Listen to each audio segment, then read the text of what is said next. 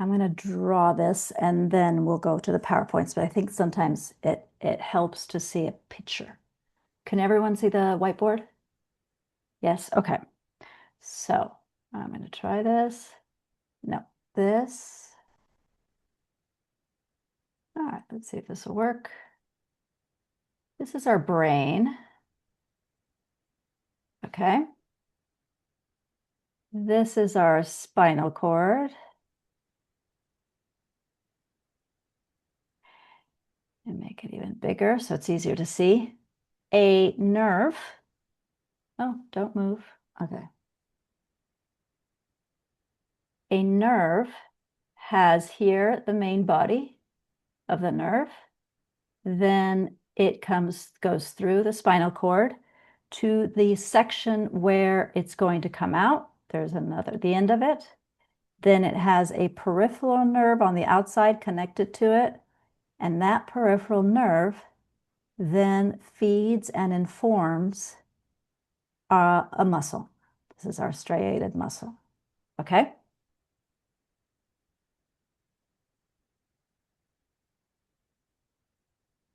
So oftentimes, not always, some of these nerves have myelin sheaths, right? All the way down, literally all the way through, all the way to the bottom of it. Okay? All right. We have two types of nerves. We have motor nerves. A motor nerve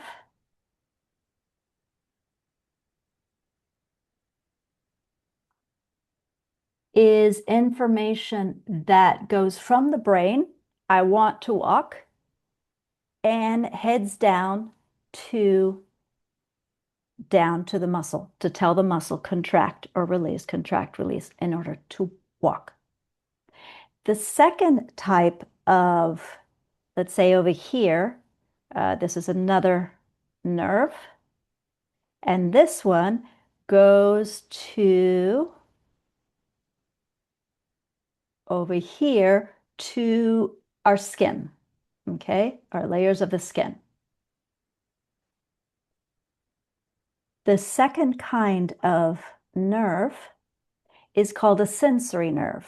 And what will happen here is what's happening in the skin will be sent up to the body, to the brain, right?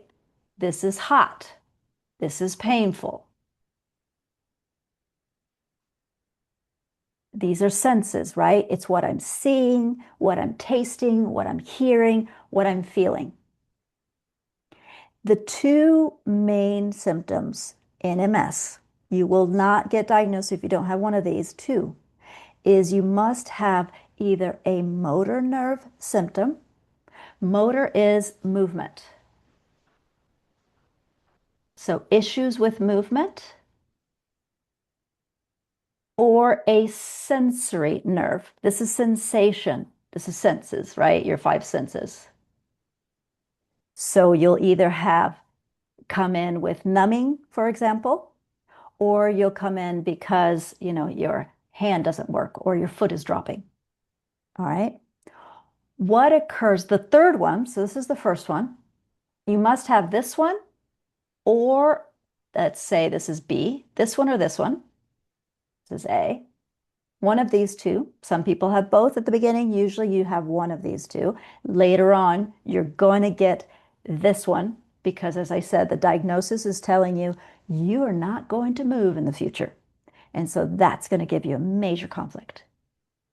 And the third one, the one that always is there, so either 1A, 1B, and the second is about the nourishment of the muscle.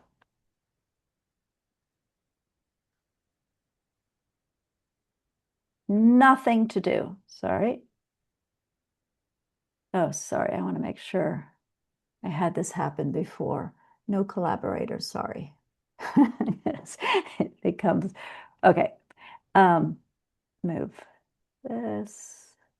Oh, sorry. Nicole, if you could stop presenting. For some reason, it's now changed to you. Probably I hit something by mistake. Yeah, yeah, no I worries. I'm going don't to want see to do how, anything. yeah, no worries. Yeah, when I first started doing this, everyone was using their little mouse. Figured this out after a while. Um, okay, if not, I will, let me see if I can get you. All right, I will continue with this then. So these are the other one that always occurs. There we go.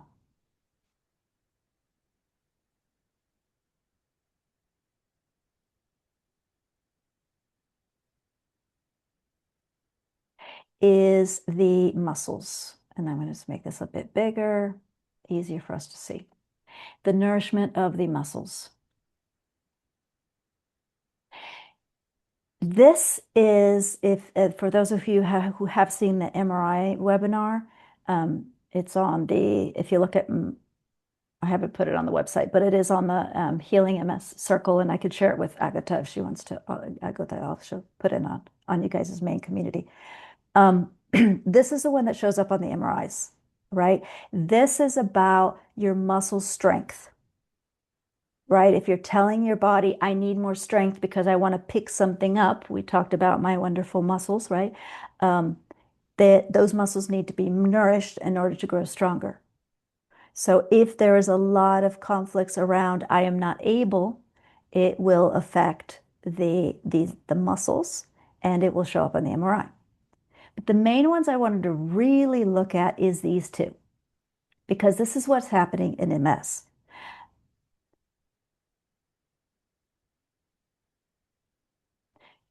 When usually what is supposed to happen is, let's say you have an idea. Oh, I want to go, or I really want to yell at you, because you said something ugly to me. You have an idea. From the idea, you must have motivation. You must have some sort of emotion behind it, or else you won't be motivated. Oftentimes, people's like, I want to quit smoking, but if there's no motivation, they'll never quit, right? So there needs to be first an idea, then motivation. From motivation, we tell our bodies, take action. We order them, right? It's like we tell them, do this. And then the body responds, right? I want to go up the staircase. So you have the idea, oh, I want to go upstairs. You're motivated. I need to go upstairs. And then you order very subconsciously, you order your body to lift the legs and get you upstairs. The issue in MS is here. Because what happens is in the process of taking an action,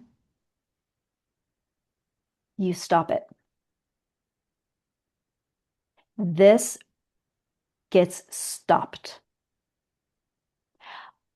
I'll give you an example. One of my Gaston, one of my mentors, came to one of my classes and he explained to the group. He said he had a client who was I think it was a rabbi or a priest or something. He was the new priest. Well, he had been in this community, and there was a new priest. And they did this barbecue to welcome the new priest, and he went to present himself and, at this place. And the new priest said something very ugly to him.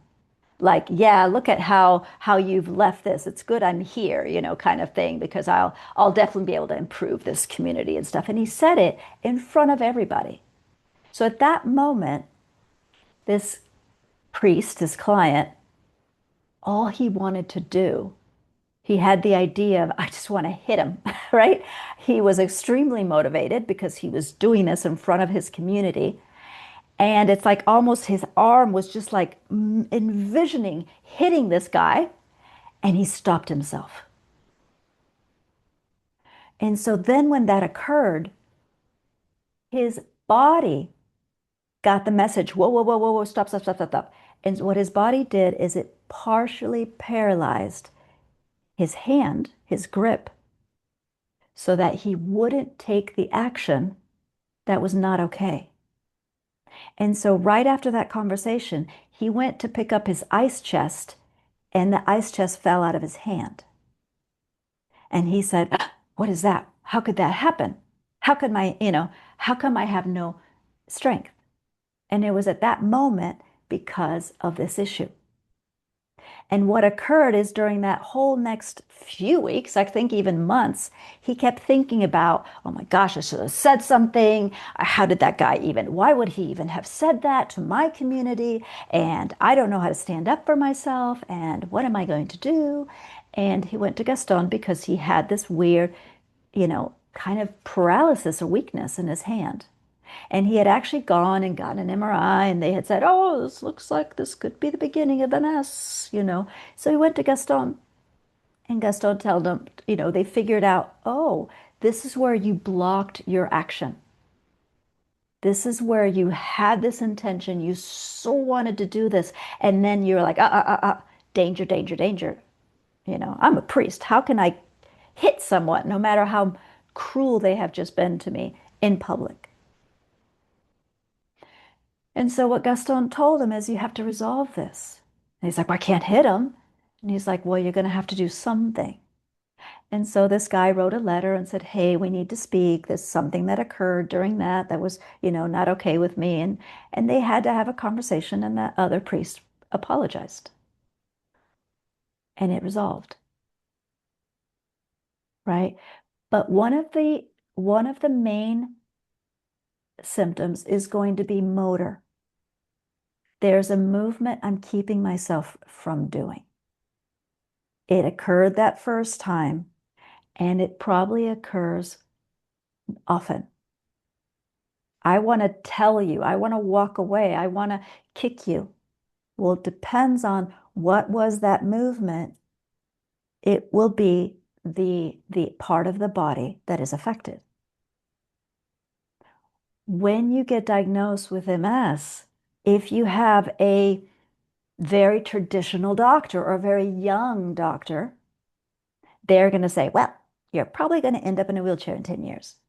And so then there's the movement that is stopping you. It feels like it's going to be this thing, this big bad wolf called MS.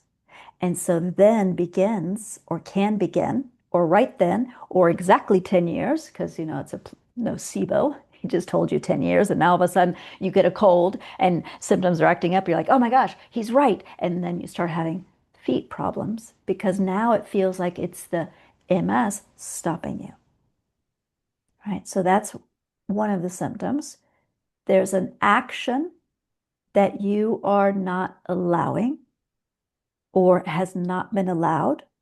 Like, I can't say that. What would my mom say? Like, I can't tell my mom to not be on my couch. I can't. I just want to push her out of the couch. No, no, no, I can't push her out of the couch, right? The other one that occurs is a sensory nerve. And what's happening there is what you're perceiving, what you're seeing, what's touching you, literally or metaphorically. You feel like someone's on you. Um, the sense that you're receiving, you don't want to receive, so you block it. I don't want to see what I'm seeing. So I remember I was in a class, there was someone who had been formerly diagnosed with MS, and he talked about, it was a great example, so I remember this one, is that he got diagnosed with what neuropathy, with the eyes, right? Optic neuritis, that's it. Neuropathy is a different symptom. Optic neuritis. And at the start, he actually had problems with vision. So in vision, when the eyes, it's the same ones, you can have motor, which means the muscles of the eye. You can have nystagmus, right? The muscles of the eye. I looked over there but didn't want to. And I'll give you guys an example of that. In his case, he was very stressed from work, and his sister called him to say, Dad's really sick, you better go see him. And he'd always had a very, not a good relationship with his dad, and he was very scared of his dad. His dad was a big man, bit violent. And when he went to see his dad, he walks into the house, he looks towards the living room, and all he sees is a very frail old man who's almost in, almost bones. And he realized that that was his dad. Totally caught him off guard, totally unexpected, totally changed his paradigm. And a part of him didn't want to see it. It's like, no, no, I don't want to see what I saw because that totally changes everything. It's like his whole life is driven by, is dad going to be upset? And all of a sudden, dad's this fragile being in the living room. And so it affected his senses, his vision. And when he started to come to terms with it, there was swelling in that nerve, and that's when he got diagnosed. So if you're numbing, well, if the senses are cloudy in the eyes, it's something you're wanting to block of senses. If the sense is numbing, where is the numbing, right? I had a woman who had numbing in her wedding finger. That's not arbitrary. She was in a very toxic relationship and she was figuring out how to escape without upsetting him. That's kind of hard. And now he starts talking about wedding. And she's like, oh boy, right? That'd be much harder to escape. And so her body started numbing this area that was representative of the relationship.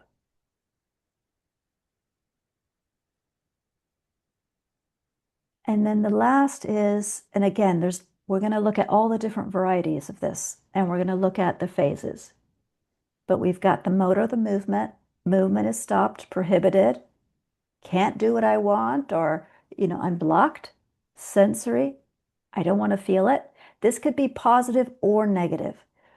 Toxic relationship, I don't want to feel this. Or someone you want is not there anymore. I don't want to feel their absence. Again, it's a blocking. I'm not allowing the information to come to me. I'm not allowing the information to go to the muscle. One thing that I think is very important is it's not arbitrary which muscle, right? When someone's like, oh, I have a motor conflict. Okay, but where? It's not arbitrary, right? If it's the left foot, it's very different than the right foot. If it's the bottom of your foot, that's usually about location, very different than the top of the foot, which is usually about kicking or getting away from something, right? So location is very important. Yeah, I got that. Um, it just came to my mind that most of us MS patients, our left side is so much weaker than our right side. Do you have anything to share on that? Yes, yes. So it depends on which side is your dominant side. Not which side do you write, because a lot of left-handers write with their right hand. If you're a left-hander, probably 99% that is your dominant side. If you're a right-hander, are you a right-hander in absolutely everything? Or is there some things you do with left? Because there is, you might be left dominant. There's a lot of different tests. I can send a little, where you hold things. This is the little whirl in your head and your hair will actually show you if it's going clockwise, it's right dominant. Counterclockwise is usually left. You can do a whole bunch of little tests to figure it out. But we'll get back to this. This is a big, big subject. Remind me, okay?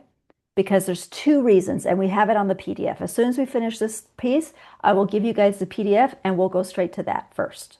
Because I think seeing it will be easier. But there's a reason for it. Yes. Yes. The third is this nourishment.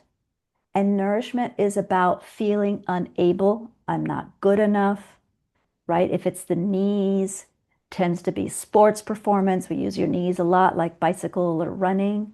Um, your quads, going up, going up a staircase, lifting up in, a business, going up the ladder kind of thing. Um, this one we will see now, we're going to get into it. We will see that usually conflict active, you can't even tell. You don't realize it. It's a slight weakening of the muscle because the muscle is breaking down in order to build back. During the healing, you can notice achiness, you can notice inflammation, sorry. I keep using the same. And if you have a generalized, this is called self-devaluation conflict, the nourishment, in the healing crisis, we'll look at it now, you can actually have like your foot just drops. You're like, out of the blue, right when things are going good, my foot just just a release. That's the healing of this nourishment. Okay, so we're going to get into all the phases, but you guys see these are the three, and then you just have a lot of different varieties. If it affects your bladder, if it affects your eye, if it affects your arm or your leg, and we're going to see all about location.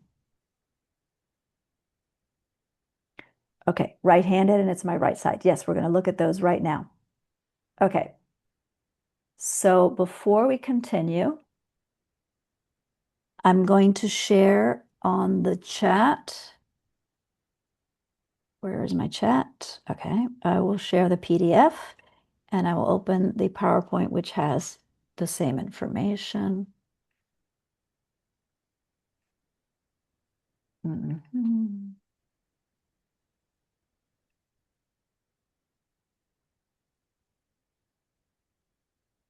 Okay, here we go. All right. All right, so I just put the PDF on the chat and we will look at a PowerPoint that has similar information. All right, so we just talked about this. This is also in your PDF so that you have it. The main things is motor nerves is what sends it to the body. Something is keep saying, nope, not okay to take that action. Not okay to yell back, not okay to respond, not okay to not go to that picnic you don't want to go. Sensory, don't want to feel that. And then the striated, which is, can I, our abilities, right? I'm capable, I'm able. These are the ones. So MS is a group of symptoms. It is not a thing. It is not a conflict.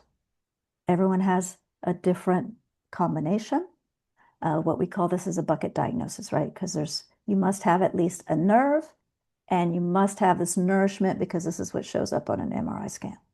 So your main symptoms don't actually show up on an MRI scan because that part of the brain does not inflame enough to show up. But hey, okay, so as we said, something gets stopped or it's decreased.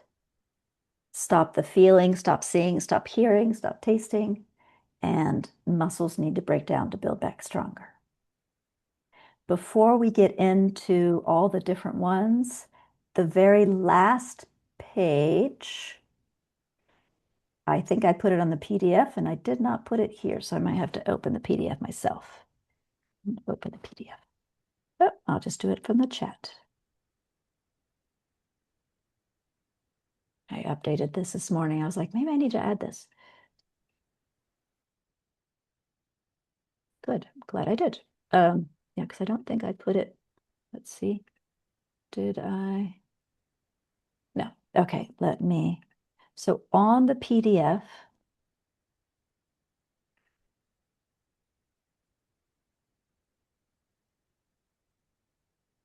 actually, if we use the PDF, then you guys could just follow more than the PowerPoint. Okay, is it big enough to see?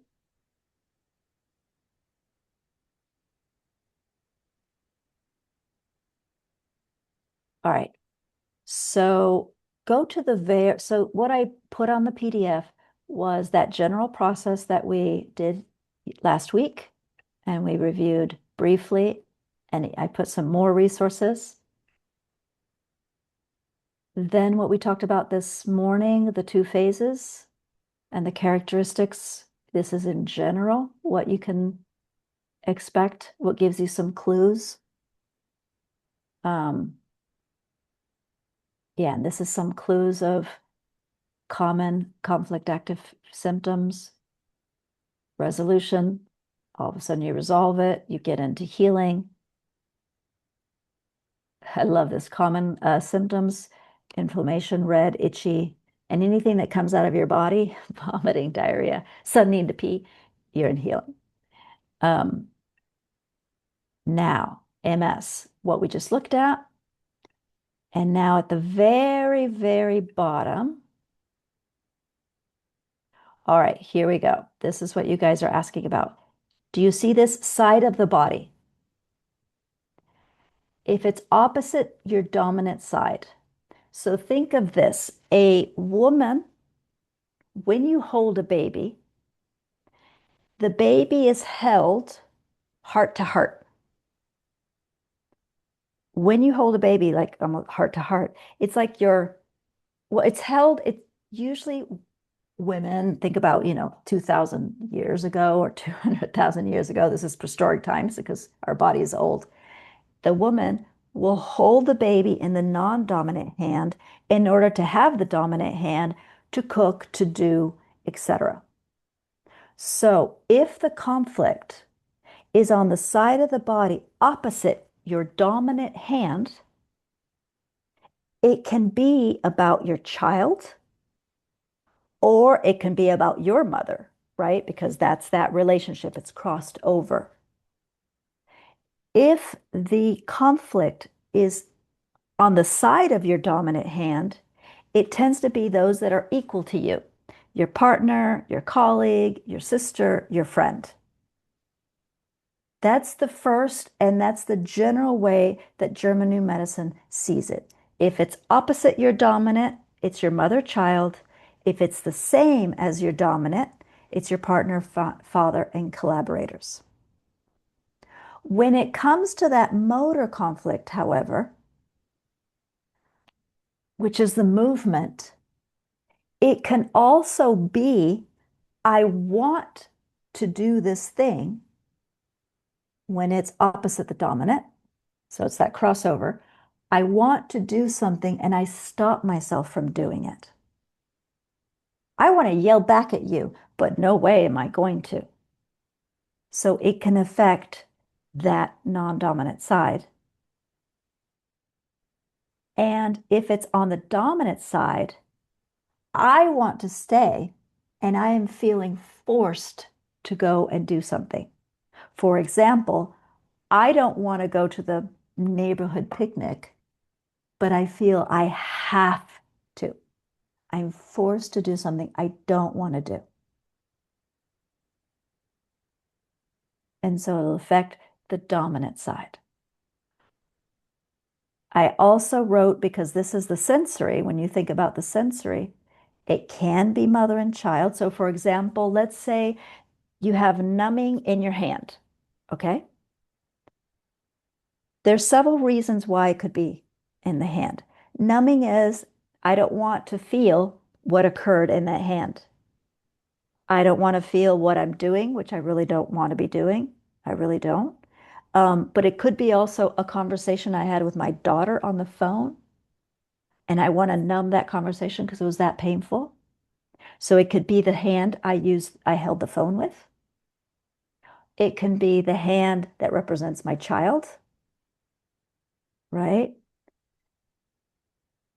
It can also be the if it's I'm losing my child's like, I don't want to speak to you ever again.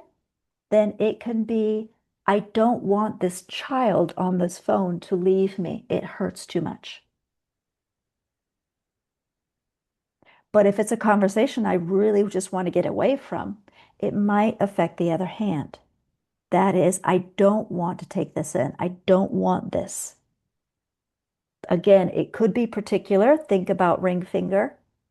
It's the ring finger, right? But in Europe, it's the opposite hand, right? It can be a particular location that has meaning, but it can be, it's my whole outer hand is numb. Well, I was, trying to get this person away from me. Someone yesterday was telling me she had itchy in her back. It's like, ooh, well, who are you trying to get off your back, right? What did you just resolve of someone trying to get off your back, right? So you said that, Agata, you said that many people are left hand and the right hand. Well, majority of people are right-handers, correct? So the symptom, if since it's crossover, can be your kids, can originate from your mom, or it can be, I just want to get away from my kids for a moment, but I stop myself from it, right? Or I want to yell back at my mom, but I stop myself from it. Or I want to yell at, I stop my boss, but I stop myself from it. So it's about preventing. I stop. Remember that arrow. I say, no, I stop, right? When it comes to motor, usually it'll be this, or, if it's numbing, if you are right-handed and it's the opposite, I don't want to take this in. I don't want to feel something, right? My mother said, how could you, and rejected me. I don't want to feel that. I don't want to hear that, right? Maybe it's the skin right here. It's like, felt like a slap in the face. Her numbing starts here. Numbing and tingling was here in the neck and the face. I don't want to feel that. I don't want to, actually, I don't want it to leave. I don't want it. So in her case, if it's opposite, I don't want to lose that connection. She felt the connection was lost. Can I share Question. something? Yes, yeah. So I moved to this country. I moved to America when I was 21, and then my mom got diagnosed with uterus cancer. And for years, I blamed myself. Actually, I didn't blame myself, but my aunt kind of unpacked it, and she said it in a way that it's probably your fault that you moved away and your mom had cancer. So, and then I was diagnosed with MS, and I had a symptom left leg pain for months. And I didn't tell my mom about my MS because I didn't want to hurt her, or I didn't want to share the news, and I was trying to protect her. And then these symptoms showed up, and it's a coincidence in my life. And this is, now I'm like, it's so fascinating what you're sharing. Thank you so much. I just thought about it that we published the book Beating Multiple Sclerosis, and because the book was coming out, I felt the need that I want to share it with my mom. And as soon as I shared that news and my MS, like I gave her my chapter. So oh, my daughter is here. So as soon as I shared that news with my mom, my symptoms was just gone. I didn't feel the leg pain anymore. And now I'm putting this puzzle together, and it's fascinating. Thank you. Yes, yes. Perfect example. Yeah, yep, yep. And you just described one that's called the periosteum, which can have pain during the active, and you said it, I don't want to hurt someone else with my information. If I share with her my diagnosis when she's going through what she's going through, I might hurt her.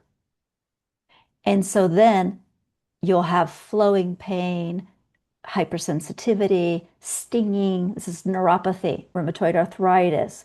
This is, yeah, it's a lot of radiating. When you resolve it, here's our resolution, going into healing.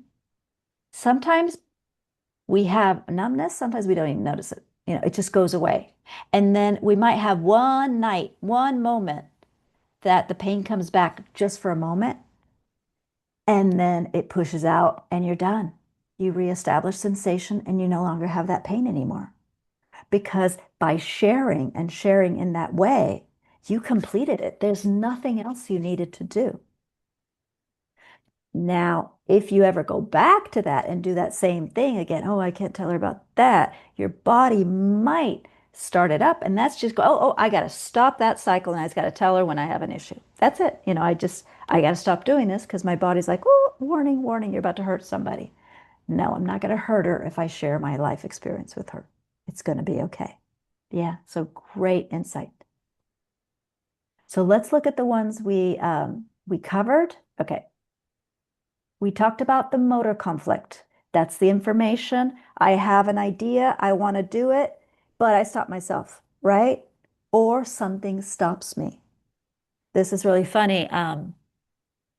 My my sister has a lot of the personality. I always call it the personality, which is makes it easier to get these type of symptoms. She's not been diagnosed with MS, but I love watching her get herself stuck in stuff.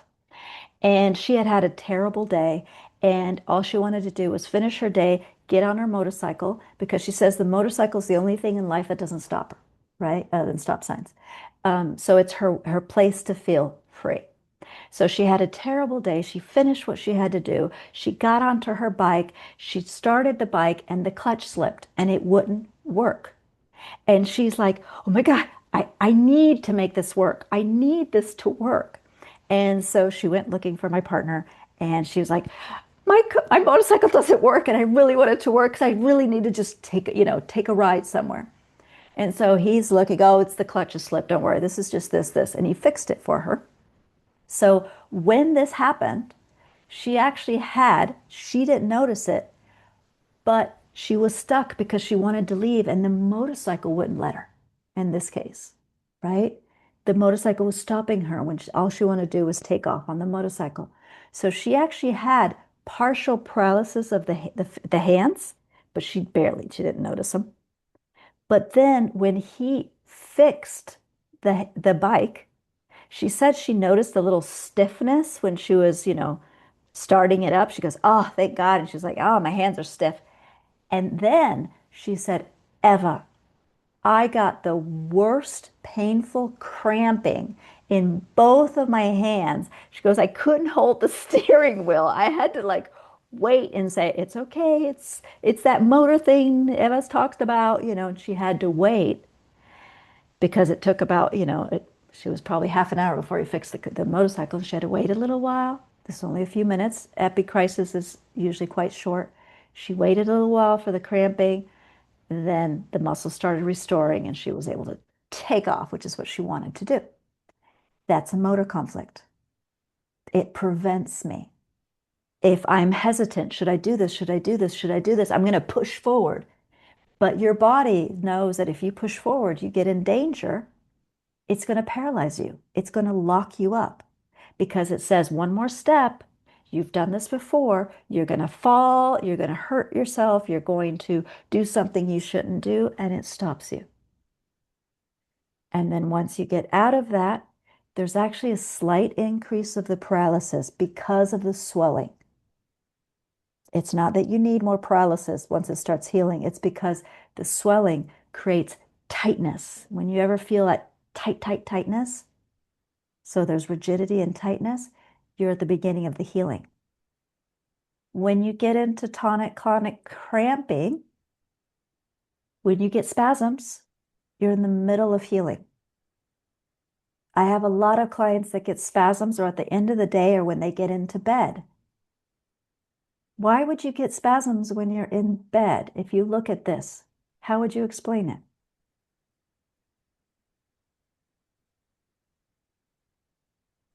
Wanda? Your body's healing. So that's when your brain is dumping Yeah, all of all, the bad stuff. all the stuff of the day. Because during the day you were stuck, you wanted to do this, but you couldn't, you wanted to say that, but you have to please her. You like here, there's things you keep stopping yourself from doing or forcing yourself to do when you don't want to. And when you're in bed, it's like, ah, nothing I have to do. I'm done for the day. I'm free. I could just lay here. And so maybe 15 minutes in, you might have increased paralysis. It might have been hard to get in bed.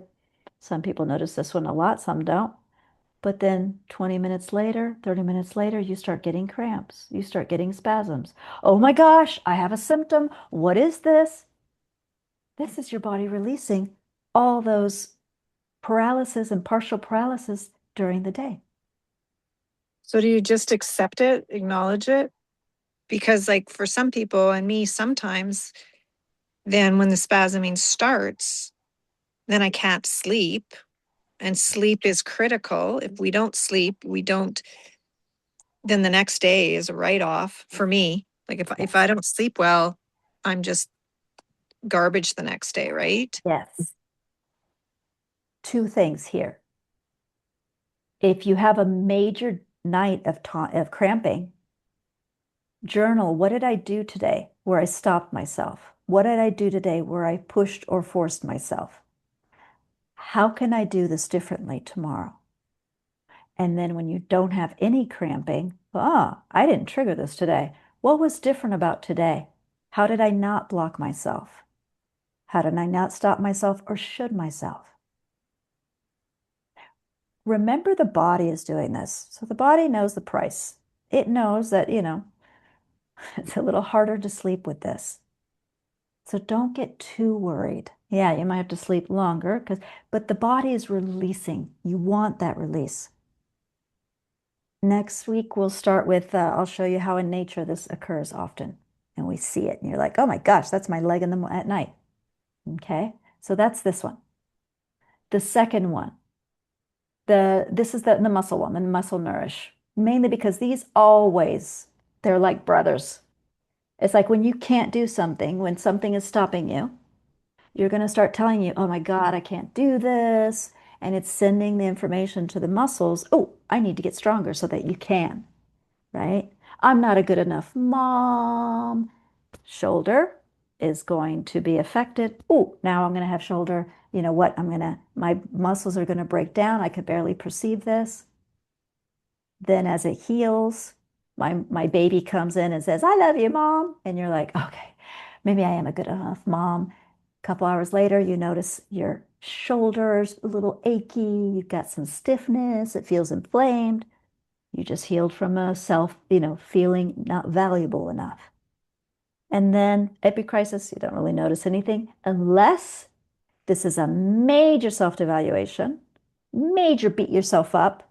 And then during the epicrisis, what'll happen is your muscle just drops. You have a drop. Like all of a sudden, it's like your leg just, you're like, what the hell, right? I had clients that they'll have moments that their legs just collapse. That's the healing of the epicrisis, right? I have a client, when does it happen? When he gets home after a lot of pressure in the day and he doesn't feel he's a good enough, professional, etc. And when he gets home and he's feeling really good and he's doing something he likes, he gets up, he loves writing, not at work, he doesn't do, he's doing something he likes, feeling good about himself. He gets up to go get water and just collapses, right? And he's like, what the hell? And now he knows and he's like, okay, what did I do during the day that I beat myself up? How can I, solve this so I don't then get the muscle drop? Not everyone most people don't get the muscle drop. Most people might just get a little bit of weakness in that shoulder, but a lot of times it's not so noticeable. What is noticeable is if this is happening over and over and over and over, the muscles are breaking down to build stronger, breaking down, breaking down, breaking down. You'll notice one leg is smaller than the other. The muscles are more atrophied because it's in a loop. So ask yourself, if it's my right leg, shoulders relationships. We said if it's the opposite, mother and child. If you have issues always with your shoulder and it always aches and it gets inflamed and you can't lift as much, where are you telling yourself, I'm not a good enough daughter or I'm not a good enough mother? Where is that getting triggered?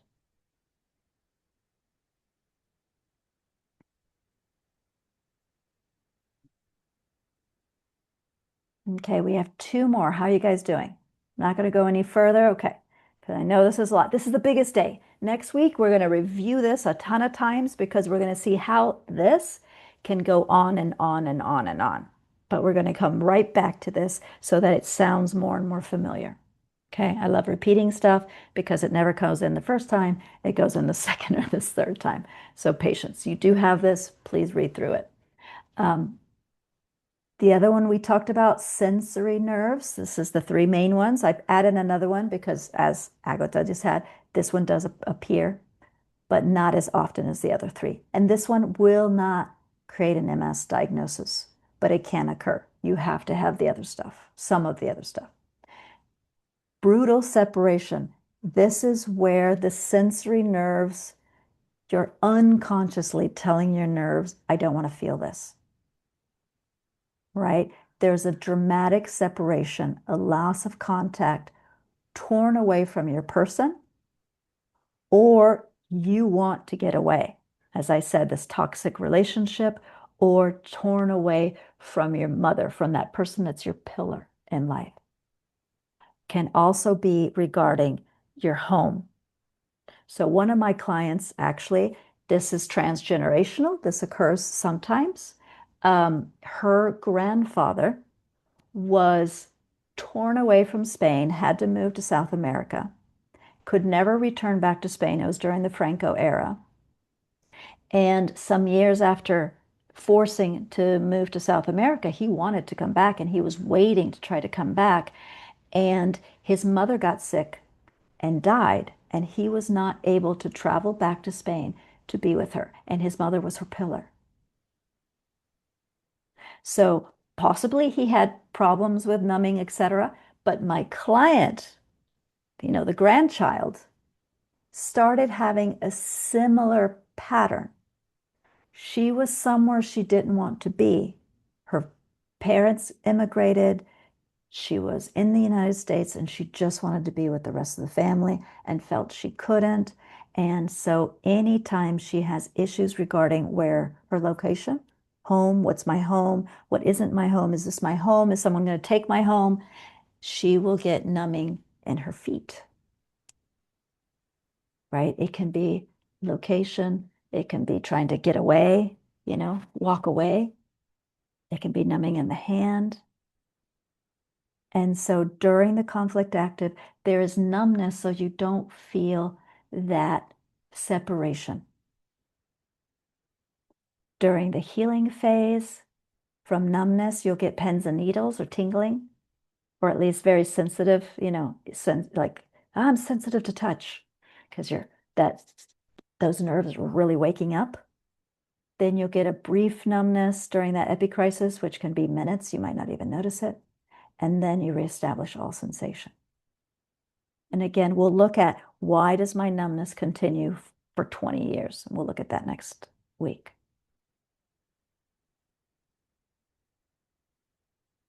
Yeah, I wanted to get away. So the drop foot, interesting one. Drop foot is these two, motor conflict and self-devaluation, definitely motor conflict. I had a colleague of mine, an NLP practitioner, he's a teacher. And I called him one day because I'd heard he had a heart attack. And I'm like, what happened in your territory? Because a heart attack is an epicrisis. I was like, what happened in your territory that you resolved? And he's like, what are you talking about? And I told him a little bit about German New Medicine. And he knows I work with MS. He goes, oh my gosh, Eva, I have a story for you. Never had it, hasn't been diagnosed. Who knows? If he gets an MRI, he might. But he said he had been married for almost 20 years. He got divorced. They get along very well. They, have a shared 2 children, everything good. He met this French lady,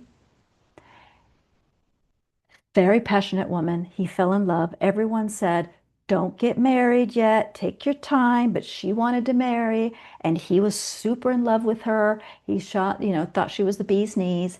Got married 2 years after his divorce, and she turned out to be Cruella de Vil. Wasn't good for his children, wasn't good for him. And there was this, I need to get out of this relationship, but what are people going to say? Everybody told me not to marry. I need to, and if I tell her, she's going to get so pissed. I don't know how that's, so he goes, Eva, I had this inner turmoil. Remember, I knew I had this idea of letting her go. I was extremely motivated, but I kept myself from telling her we need a divorce. Because all this inner turmoil, I shouldn't, because he goes, Eva, one day I noticed my foot dragging. And he goes, it was happening almost 2 weeks. And I said, oh, hell no, she is not going to give me a body symptom. And so he went, spoke to her, got the divorce, and he said, it stopped. But there is that foot drop, right? It's like, I want to do, and for him, he's like, I was just dragging my feet on this, And so that's a story of foot drop. We need to find your personal story. But once you start being able to read your symptoms, it becomes easier to track. All right, so we talked about dramatic, and the other one, agotas, could be hers. We'd have to look at when she gets it, if she's in stress or not stressed. Because if you have pain during healing, most probably it's the healing, healing phase A of a self-evaluation, not feeling good enough. But if you have this stinging, flowing pain when you're stressed, it's a warning. I always say, think about if you put your hand on the stove, your body is going to create a lot of stinging, flowing pain to get your hand off quickly. Someone's laughing. I don't know if there was. But yeah, there's definitely a lot. You're mute. Agoda, you got mute. Sorry, Okay. I've been talking and talking. Yes, I don't know why we have so many Eva Clarks. I think it's a glitch from Zoom. But she just posted in the chat, wow, makes me wonder if I need a divorce from my husband, his family, or mine. I know it's not funny at all, because in a way, we just have to find a workaround. There's definitely a lot of action that needs to be taken. A lot of therapies, It's like I always say, don't just take vitamin D, get some couple therapy, Establish new boundaries with family. Let yourself say, no, I'm not going to that event. I already went to one event, with your family. And see if you can find the origin. It does happen day to day, and that's why we'll look at that next week. It's nice if you can find the origin because then you can see where it comes from and you can really heal there and find a different way. But even just discovering on the day to day. Yeah, and that divorce. Should I, shouldn't I? Should I, shouldn't I? Should I, shouldn't I? What do you need to take that decision? Get that assistance. Talk it out. It's that I want to, I'm extremely motivated. No. I want to, I'm extremely motivated. No. I want to, extremely, no. There it is. Day, day, day. Yeah. Yeah. We did couples therapy. Yeah. Figuring out boundaries. Yes, it is a long process. If the body is stepping in, it's not a small issue usually. It's something for you really to go, wow, this is an area I need to develop some resources. Because if your body knows you have resources in this area, you take nonviolent communication, you do therapy, then your body's like, well, I don't need to step in. You've got all sorts of resources. Why am I going to step in? That's where you want to get to, where your body's like, she's got it. I don't know what's happening, but she's got it. Then it won't step in. It doesn't want to. It spends a lot of energy doing this. It'd rather, be doing other stuff. Yeah. Ava, hi, it's Yes. Janice. Hi. Hello. Hi there. I've had an interesting change in one of my symptoms in the last few days. And I've talked to you about my twitchy foot, and another person was talking about a twitchy foot at night and keeping me awake. And my Yes. tendency has always been to go to the physical. What physically can I do? Do I massage it? Do I stretch? I get up and walk around. I put cold water on it. I have all these strategies. And the other night, it was happening and I couldn't sleep. And my husband said, what can I do? Is there anything that I can do for you? And what came to me for the very first time is I said to him, we have to talk about this issue. We just never talk about this certain issue. And it was sort of hangs over our head. And I said, I just can't go on being silent about it anymore. And it was like a huge switch for me to not go to the physical, but to instead to really hone in on, this is something that's unresolved, that's hanging over our heads. Anyways, it's been a big change in my symptom. And yeah, and definitely my overall feeling of, oh, we talked about that, what a relief. And I don't go to bed, cross my fingers, but it hasn't happened in the past few nights. So yeah. Yeah, Nice. I'm celebrating that. Awesome. Awesome. And awesome example, right? Yeah. Each symptom is its own story. Yes. So if you have spasms in the hand and spasms in the other foot, those are probably two different stories. Unless they started at the same time, it might be about the same thing. Usually there's two. I have an issue with, this is dexterity, right? Doing something I don't want to do. And then my foot, I really would love to kick my husband sometimes, So it might be two different things to work on. Cervical dystonia. Is that also like the spasms in the muscles of the neck? Yes. Okay. If you look on the PDF, the neck is two options, two reasons. The neck has to do with our intellect, it holds our brain. And the lower part of the neck has to do with humiliation, having to bow down to someone, something's not fair, someone's overpowering. If it then goes much further, it might be about relationships because shoulders are relationships. So I would look in those areas. If there's spasms, just like tennis, if it's happening, the spasm, you're in a healing. Okay, what happened during the day? What happened hours before? Right? Where am I feeling? What are those things? Most people, when I say, is it intellect or humiliation? They'll be, oh, yeah, my issue's on the intellect, or they're like, oh, my issue's around him. Usually you have one of the two, right? Or about, yeah. Okay, so let me just check my notes. I think I've got everything for today.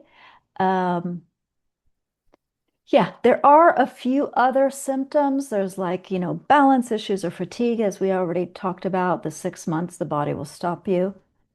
Balance and dizziness, oftentimes it's the body trying to keep you safe by forcing you to sit down because you've had a fall and you're a little bit afraid of falling now, or you saw someone else fall and you're a little bit afraid of falling. And dizziness and lack of balance is a great way to make sure you sit down and not fall. So you might need to work on that fear. One way, learn to fall. Learn to fall really kick-ass well, right? Then you don't have the fear. And then the dizziness won't occur. Um, yeah. I will state it again so that you all know. Each and every one of these symptoms can occur in everybody. You guys get diagnosed with MS because you have that wonderful combination. You have self-evaluation. I don't feel enough. I beat myself. My performance is so important for me. And that shows up in the MRI because it's a long-term issue. Plus something going on in the nerves. I stop or want to stop what I feel, what I'm getting, what I see, or I need to have that discussion and I stop myself from having a discussion I need. That combination is what will bring on the MS diagnosis. I have a ton of clients with exactly the same symptoms, well, the motor conflicts or the numbing, and because they don't have the beating themselves up, they don't have that thing on the MRI, they don't get diagnosed with MS. But hey, it's the same thing. I just know it's going to be easier because they don't have the conflict of diagnosis. All right, but these are not symptoms that, as I said, my sister got the thing, the motor one, because she wanted to leave. I had 2 months of talking to my partner about, where are we taking this relationship? It's been 10 years and we're not married, and I really would like to marry. And he didn't think about it. And we spent 2 very uncomfortable months.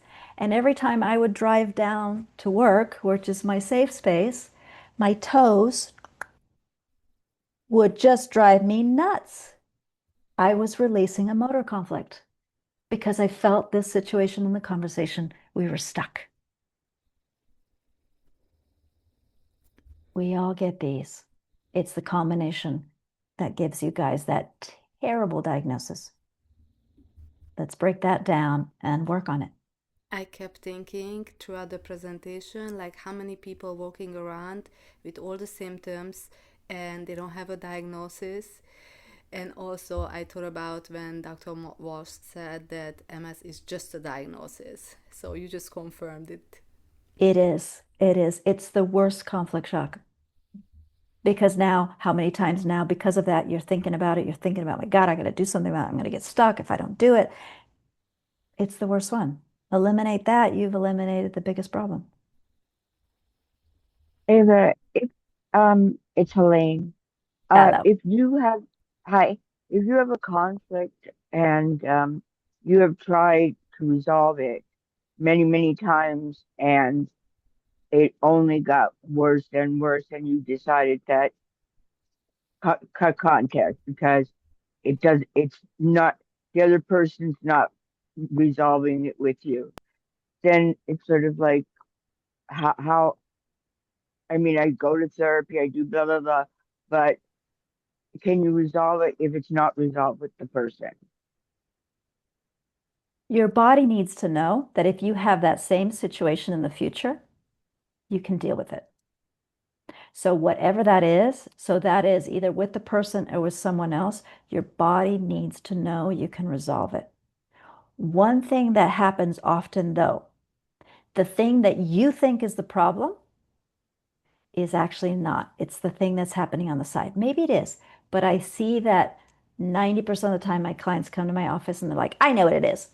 It's because my husband, da da da da da. Da." And then we start talking, and it's actually their child, right? Or it's actually that, and it's that thing that embarrasses you, not the thing that angry, and you can explain it to everybody how unfair your mom is or how mean your dad is.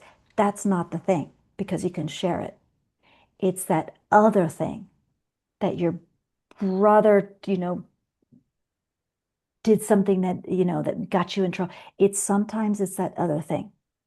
What I always say, I'll share it on the community, and I don't want us to go over too much, but you get a hypothesis. I think it's about this, Tanis. I think maybe it's around my not talking to my husband. Okay, let's try it. Let me see if I make a change, what happens? That stopped it. But maybe she goes, well, maybe it's with my neighbor, or maybe it's with my boss, and she does it and there's no change. Okay, it wasn't with them, right? So it's like if you work it out and the symptom didn't change, you find another hypothesis, right? But if What the am I, symptom began when you tried to work it out, does the symptom get worse when you try to work it out? Like the sim significantly worse when you talk about I that I relationship. well, it's not the talking about it, but it's the interacting of it. Like, someone's holding my money and they So won't give it back, so it's sort of like it the torture that became my life that brought on MS came out of that conversation, that it, trying to resolve it. exactly. So there's something about the conversation. There's something about it, and it needs to be something that's occurring often. And we'll look at that in week 3. We're going to look at what creates loops. So it doesn't Okay. have to necessarily resolve with that person. It's the issue itself that could be coming from a lot of different Yeah. places. Well, the issue of a lot of times is I feel powerless. I feel Exactly. powerless and unable to do something. That's what you need to resolve. You need to feel power, Exactly. So, not by right. overpowering another person, but by Or not feeling even dealing power. with that person. You Yeah. don't have to feel, and Yeah. you resolve it somewhere else. As long as you feel self-empowered is the biggest piece. And you feel that if anyone ever tries to take money, you're fine because you have it on the side or whatever. We'll talk about more about this in week 3, and I will see you next week. Okay. Bye-bye.